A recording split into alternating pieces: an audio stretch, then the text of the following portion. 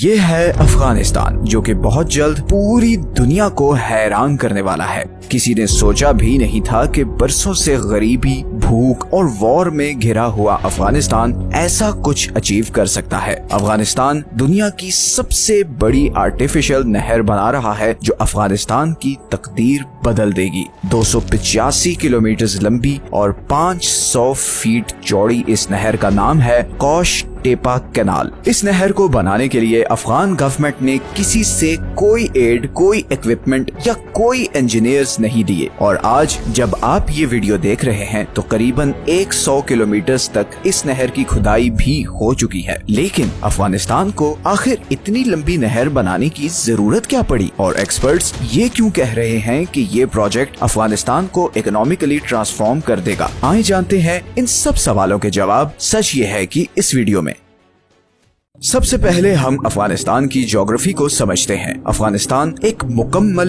Land locked country है, मतलब उसके किसी हिस्से के साथ कोई समुंदर नहीं लगता। अफगानिस्तान के ईस्ट में पाकिस्तान है, वेस्टर्न साइड पर ईरान है, नॉर्दर्न साइड पर तुर्कमेनिस्तान, उज्बेकिस्तान और ताजिकिस्तान है, जबकि नॉर्थ ईस्ट में अफगानिस्तान एक छोटा सा बॉर्डर चाइना के साथ भी शेयर करता है। तो अफगानिस्तान मुकम्मल तौर पर दूसरे कंट्रीज में घिरा हुआ है। अफगानिस्तान की 80% वाटर सप्लाई इधर हिंदू कश के बर्फ से ढके पहाड़ों से आती है। अफगानिस्तान में 4 बड़े दरिया हैं जिनसे अफगानिस्तान को पानी मिलता है। अफगानिस्तान की 40% वाटर सप्लाई हेलमंद रिवर से आती है, जो हिंदू कश से शुरू होता है और पूरे अफगानिस्तान को क्रॉस करते हुए फिर ईरान अफगानिस्तान बॉर्डर पर ब्रांच आउट हो जाता है। ये दरिया आजकल ईरान और अफगानिस्तान में एक पॉलिटिकल टेंशन का कॉज बना हुआ है, बिकॉज अफगानिस्तान इस रिवर पर यहाँ पर एक डैम बना रहा है और ईरान के अकॉर्डिंग इस डैम से हमून के सारे एरिया पर बहुत बुरा असर पड़ेगा। फिर दूसरे नंबर पर आता है अमू दरिया, जिसे इंग्लिश में द ऑक्सस रिवर भी कहते हैं। रिवर ऑक्सस सेंट्रल एशिया का सबसे लंबा दरिया है। ये नॉर्दर्न पाकिस्तान और सेंट्रल एशिया के बीच पामियर माउंटेन रेंज से शुरू होता है और फिर अफगानिस्तान ताजिकिस्तान बॉर्डर से गुजरता हुआ तुर्कमेनिस्तान में एंटर होता है और फिर उज्बेकिस्तान को क्रॉस करते हुए एरल सी में जाकर गिरता है। यही वो रिवर है जिसपे कौश टेपा कैनाल बनाई जा रही है, जिसे हम अभी आगे जाके वीडियो में डिस्कस करेंगे। इसके अलावा फिर अफगानिस्तान की बाकी वाटर सप्लाई काबुल, हरीरुद और पंज रिवर से आती है। अफगानिस्तान दुनिया के उन चंद कंट्रीज में से है जिसका 70% एरिया पहाड़ों से कवर्ड है। अफगानिस्तान के सदर्न रीजन में ईरान और पाकिस्तान बॉर्डर के साथ रेगिस्तान है, तो बेसिकली कंधार से नीचे ये सारा एरिया डेजर्ट है।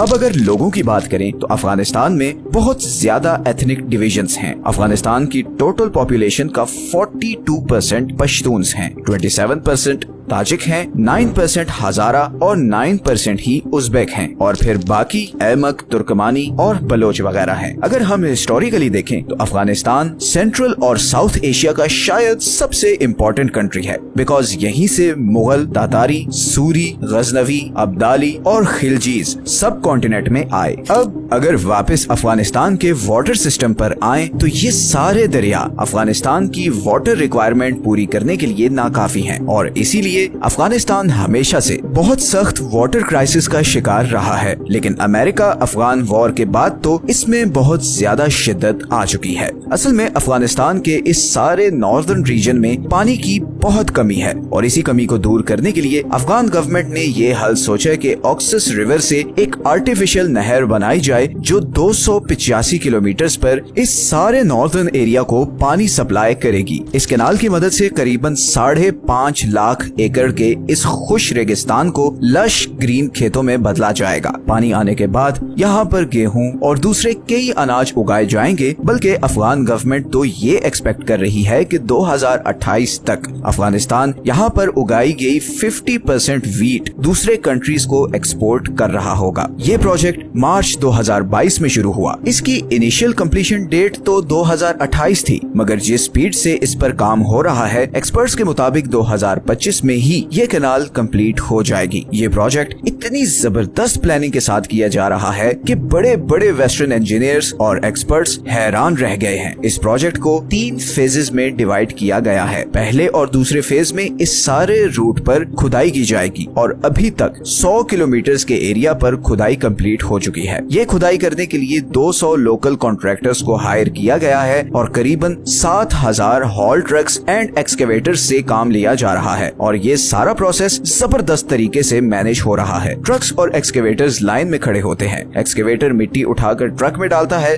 सुपरवाइज करने वाला इंजीनियर जब ओके करता है तो ट्रक ये मिट्टी लेकर नहर के किनारों पर डाल देते हैं। इस तरह इस नहर की कंक्रीट बाउंड्री बनाने की जरूरत भी नहीं पड़ती और एक नेचुरल बाउंड्री बन जाती है। ऐसी बाउंड्री जिसपे कोई एडिशनल खर्चा भी नहीं होता। इस नहर को कंक्रीट स्लैब से फिल ना करने का सबसे बड़ा फायदा ये हुआ है कि दोनों साइड्स की जमीन पर भी इरिगेशन हो सकेगी और ऑलरेडी अफगान गवर्नमेंट ने इस नहर के बॉर्डर्स पर सब्जियां और पौधे लगाना शुरू कर दिए हैं। ये खुदाई कंप्लीट होने के बाद यहाँ पर से वाटर पंप्स के जरिए करीबन 5 किलोमीटर के डिस्टेंस पर सारे खेतों तक पानी पहुँचाया जाएगा। एक और कमाल चीज ये की गई है कि इन खेतों में ट्यूब वेल्स के ऊपर सोलर पैनल्स लगाए गए हैं ताकि इन ट्यूब वेल्स और मोटर्स को चलाने के लिए बिजली की भी जरूरत ही ना पड़े। इस प्रोजेक्ट को लेकर काफी मीडिया प्रोपेगेंडा भी किया गया था, जैसे कि कई वेस्टर्न एक्सपर्ट्स ने कहा था कि अफगान इंजीनियर्स इतने कॉम्पिटेंट नहीं कि वो इस प्रोजेक्ट को एग्जीक्यूट कर सकें। इसी तरह ऐसी रिपोर्ट्स भी आई कि कॉन्ट्रैक्टर्स को टाइम पे पैसे नहीं दिए जा रहे, मगर हकीकत इससे बहुत डिफरेंट है। सब लोकल्स इस प्रोजेक्ट से बहुत खुश हैं। सबसे पहले तो हजारों लोगों के लिए जॉब्स क्रिएट हुई हैं। दूसरा, हमने जब इस पे थोड़ा डीप रिसर्च किया तो ये चीज भी सामने आई कि कॉन्ट्रैक्टर्स को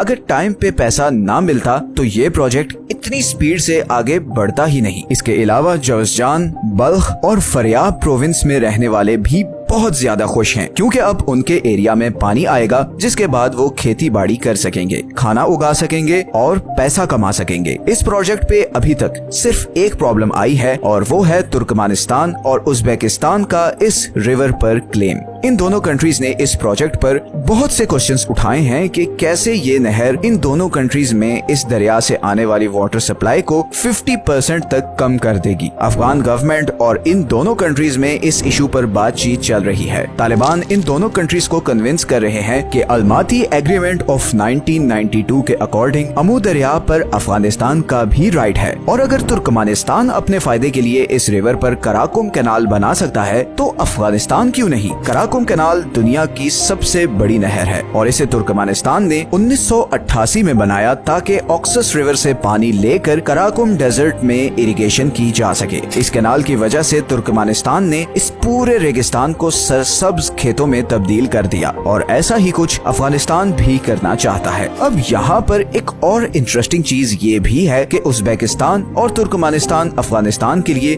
बहुत ही जरूरी है। अफगानिस्तान की करीबन 80% इलेक्ट्रिक सप्लाई इन दोनों कंट्रीज से आती है। इसी तरह अफगानिस्तान की एक्सपोर्ट्स का एक बहुत बड़ा चंक इन दोनों कंट्रीज से गुजरकर जर्मनी, नेदरलैंड, बेल्जियम और ऑस्ट्रिया जाता है। तो ये दोनों कंट्रीज इस नहर के बदले अफगानिस्तान से कई और चीजों पर नेगोशिएट करेंगे। पॉलिटिकली ये इशू जैसे भी रिजॉल्व हो, इकोनॉमिकली ये प्रोजेक्ट अफगानिस्तान के लिए बहुत बड़े फायदे लाने वाला है। अफगानिस्तान को अनाज के लिए किसी दूसरे कंट्री से एड नहीं लेनी पड़ेगी। चंद सालों में अफगानिस्तान में भूख का खात्मा हो सकता है और अफगानिस्तान अनाज उगाने में एक सेल्फ सफिशिएंट कंट्री बन जाएगा। अब जो कंट्री पिछले 40 सालों से जंग की आग में जल रहा हो, उसके लिए इससे बड़ी चीज और क्या हो सकती है। हम भी यही चाहते हैं कि अफगानिस्तान अब फाइनली अपनी इकोनॉमिक डेवलपमेंट पर जोर दे। जो कुछ पिछले 40 सालों से अफगान लोगों ने बर्दाश्त किया है, अब वो फाइनली ये डिजर्व करते हैं कि उन्हें भी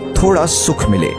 ये है वो सारे सोर्सेज जहां से हमने इस वीडियो के लिए कंसल्ट किया है। आपसे रिक्वेस्ट है कि इस चैनल को सब्सक्राइब जरूर कर लें ताकि आपको हर नई आने वाली वीडियोस के नोटिफिकेशंस मिलते रहें। नीचे कमेंट्स में अपनी ओपिनियन जरूर शेयर करें। मिलते हैं नेक्स्ट वीडियो में एक और इंटरेस्टिंग टॉपिक के साथ। अल्लाह हाफिज।